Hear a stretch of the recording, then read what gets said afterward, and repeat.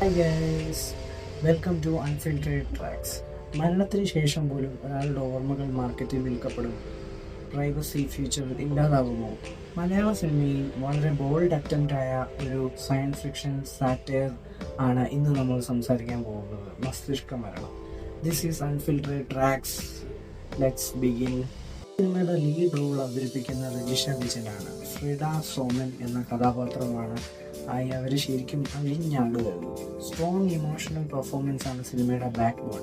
Supporting കാസ്റ്റിൽ പ്രധാനമായിട്ട് നീരജ് മണിയമ്പലരാജ് വന്നിട്ടുണ്ട്, ദിവ്യപ്രഭു വന്നിട്ടുണ്ട്, ജഗദീഷ് വന്നിട്ടുണ്ട്, ശാന്തി ബാലകൃഷ്ണൻ വന്നിട്ടുണ്ട്. അങ്ങനെ ഒത്തിരി ഒരു നിര തന്നെ ഈ മൂവിയിൽ കാണാൻ സാധിക്കും.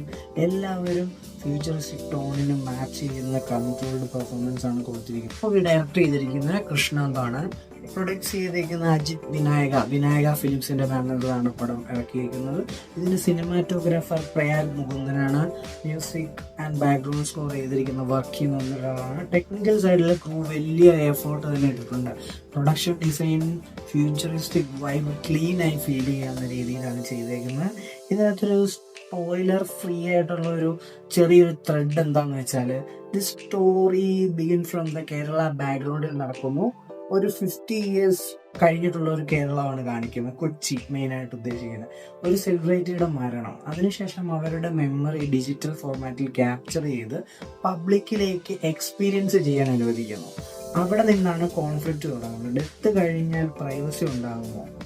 അതൊരു ടെക്നോളജി എത്ര വരെ മനുഷ്യന്റെ പേഴ്സണൽ സ്പേസിൽ കടക്കണം? സിനിമ സാറ്റയർ രീതിയിൽ സൊസൈറ്റിയെ ക്വസ്റ്റ്യൻ ചെയ്യുന്നുണ്ട്. It's good.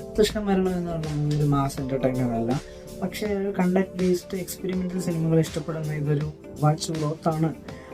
ബട്ട് ഇത് അവർ അവകാശപ്പെടുന്ന പോലെ ഒരു കോമഡി മൂവിയല്ല. എല്ലാവർക്കും ഈ കോമഡി വർക്ക് ആവണമെന്നില്ല.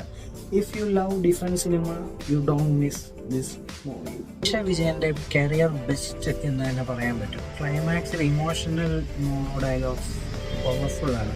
ജഗദീഷ് സബ് ടൈറ്റിൽസ് പെർഫോമൻസ് ആണ്.